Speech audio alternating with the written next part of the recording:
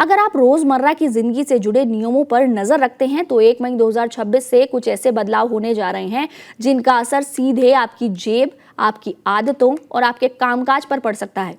ये बदलाव सिर्फ एक सेक्टर तक सीमित नहीं है, बल्कि गैस सिलेंडर से लेकर ऑनलाइन गेमिंग और क्रेडिट कार्ड तक कई चीजों में बदलाव देखने को मिलेंगे। चलिए इसे आसान भाषा में समझते हैं। नियमों के तहत एक नई संस्था बनाई जाएगी जो ऑनलाइन गेम्स पर नजर रखेगी। गेम्स को अलग अलग कैटेगरी में बांटा जाएगा, जैसे पैसे वाले गेम, सोशल गेम और ई स्पोर्ट्स। खास बात यह है कि जिन गेम्स में पैसा लगता है उन्हें अब रजिस्ट्रेशन कराना जरूरी होगा। साथ ही बच्चों की सुरक्षा के लिए टाइम लिमिट, एज लिमिट और पेरेंटल कंट्रोल जैसे फीचर्स भी लागू किए जाएंगे। अब बात करते हैं एलपीजी सिलेंडर की, जो हर घर की जरूरत है। हर महीने की तरह इस बार भी 1 मई को गैस सिलेंडर के दामों में बदलाव हो सकते हैं। अगर अंतर्राष्ट्रीय बाजार में कीमतें ऊपर नीचे होती हैं तो उसका असर सीधे आपके किचन के बजट पर पड़ सकता है। इसके अलावा डिलीवरी सिस्टम में भी कुछ बदलाव संभव हैं, जैसे ओटीपी के जरिए डिलीवरी कंफर्म करना और केवाईसी जरूरी करना। अगर आपने समय पर जरूरी वेरिफिकेशन नहीं किया तो गैस सप्लाई में दिक्कत भी आ सकती है।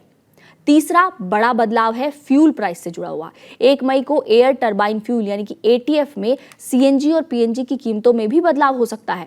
इसका असर सिर्फ हवाई यात्रा तक सीमित नहीं रहेगा, बल्कि सड़क पर चलने वाले वाहनों और घरेलू गैस यूजर्स तक भी पहुंचेगा। यानी कि ट्रांसपोर्ट महंगा हुआ तो बाकी चीजें भी महंगी हो सकती हैं। अब बात करते हैं क्रेडिट कार्ड यूजर्स की। अगर आप एसबीआई या किसी अन्य बैंक का क्रेडिट कार्ड इस्तेमाल करते हैं तो आपके लिए भी कुछ नियम बदल सकते हैं। खासकर लेट पेमेंट चार्ज और एनुअल फीस को लेकर बदलाव हो सकते हैं। यानी कि अगर आपने समय पर बिल नहीं भरा तो आपको पहले से ज्यादा चार्ज देना पड़ सकता है। इसके अलावा मई महीने में बैंक हॉलिडे भी काफी ज्यादा रहने वाले हैं। अलग अलग राज्यों में अलग अलग मौकों पर बैंक बंद रहेंगे।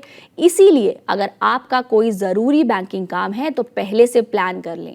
हालांकि ऑनलाइन बैंकिंग की सुविधा हमेशा की तरह ही चालू रहेगी। आसान भाषा में कहें तो 1 मई से आने वाले ये बदलाव आपके रोजमर्रा के खर्च, ऑनलाइन आदतों और फाइनेंशियल प्लानिंग को प्रभावित कर सकते हैं।